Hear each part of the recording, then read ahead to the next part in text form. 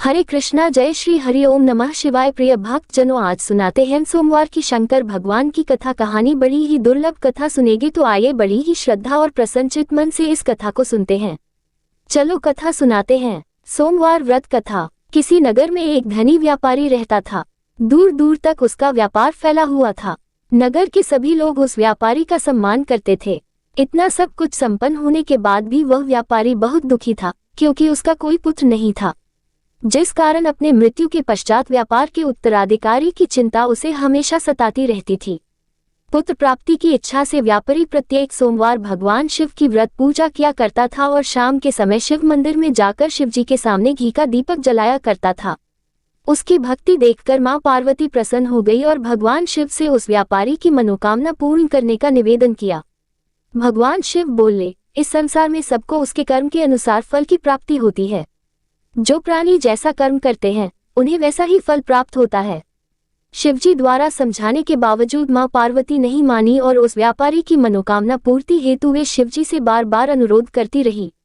अंततः माता के आग्रह को देखकर भगवान भोलेनाथ को उस व्यापारी को पुत्र प्राप्ति का वरदान देना पड़ा।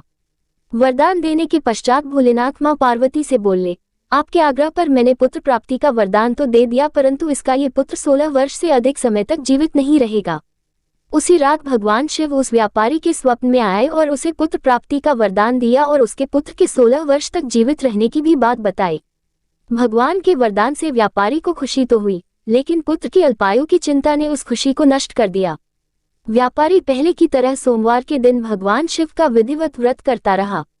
कुछ महीनों के बाद उसके घर एक अति सुंदर बालक ने जन्म लिया और घर में खुशियां ही खुशियां भर गई। बहुत धूमधाम से पुत्र जन्म का समारोह मनाया गया, परंतु व्यापारी को पुत्र जन्म की अधिक खुशी नहीं हुई, क्योंकि उसे पुत्र की अल्पायु के रहस्य का पता था। जब पुत्र 12 वर्ष का हुआ तो व्यापारी ने उसे उसके मामा के साथ पढ़ने के लिए वाराणसी भेज दिया। लड़का अपने मामा के साथ शिक्षा प्राप्ति हेतु चल दिया।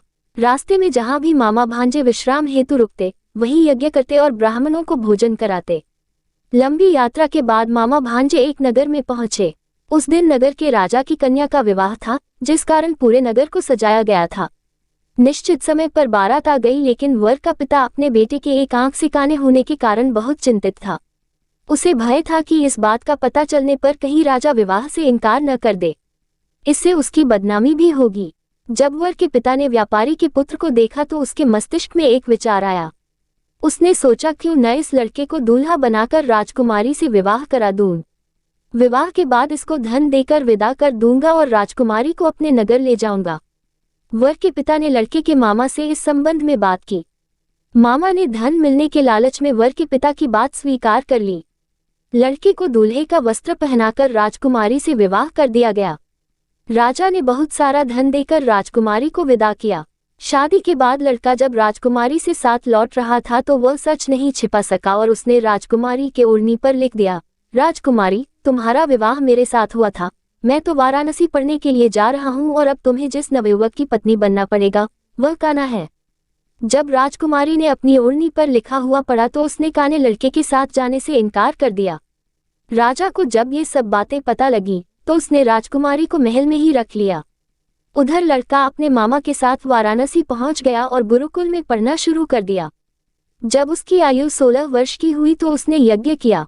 यज्ञ की समाप्ति पर ब्राह्मणों को भोजन कराया और खूब अन्न वस्त्र दान किए। रात को वह अपने शयन कक्ष में सो गया। शिव के वरदान के अनुसार शयनावस्था में ही उसके प्राण पखेरु उड़ गए। सूर्योदय पर मामा मृत भांजे को देखकर रोने पीटने लगा। आसपास के लोग भी एकत्र होकर दुख प्रकट करने लगे। लड़के के मामा के रोने विलाप करने के स्वर समीप से गुजरते हुए भगवान शिव और माता पार्वती जी ने भी सुने। माता पार्वती ने भगवान से कहा, प्राणनाथ, मुझे इसके रोने के स्वर सहन नहीं हो रहे। आप इस व्यक्ति के कष्ट को अवश्य दूर करें।